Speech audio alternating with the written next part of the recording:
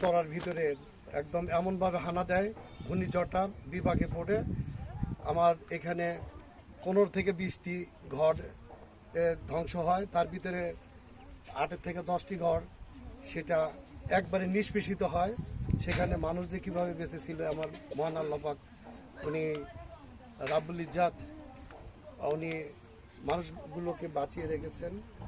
এমন অবস্থা হয়েছে যে এখানে সব কিছু নিষ্পেষিত হয়েছে, মাটির সঙ্গে মিশে গেছে।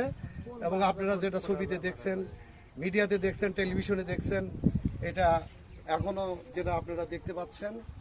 আর এই মানুষগুলি এতই অবহেলিত, এই মানুষগুলি এতই গরিব, দরিদ্র যে এনারা মানে এদের হ্যান্ড টু মাউথ, ওনারা দিন আনে দিন খায়, এরকম একটি পরিস্থিতি। এই পরিস্থিতিতে আপনাদের সকলের নিকটে আমার বিশেষ আবেদন, আমি আমার এলাকার পক্ষ থেকে আমি আপনাদের কাছে করজোরে অনুরোধ করছি, এই অবহেলিত নিষ্পেষিত মানুষগুলির জন্য যতটুকু সম্ভব ওনাদেরকে সামনে যাতে দাঁড়াইতে পারে, আগাইতে পারে, ওনাদের জন্য আপনারা সাহায্য সহযোগিতার হাতকে বাড়িয়ে দেবেন।